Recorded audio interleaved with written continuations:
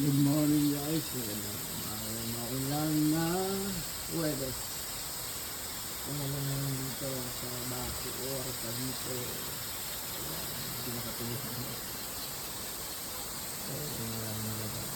At tayo mamaya naghahanda ng lulutuin. Ito ang lulutuin natin. Pakbet. Ilanggan natin yung mga gulay.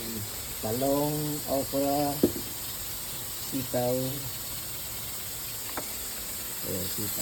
Sitaw. Talong. And then, ito yung okra. Bibili tayo sa ng kalamang.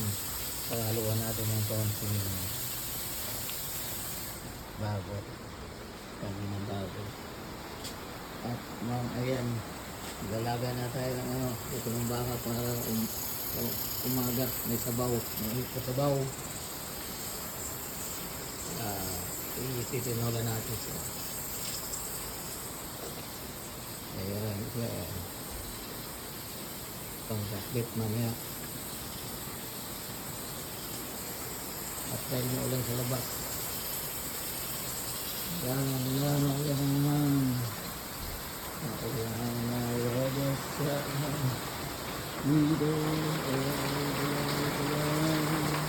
Malamig.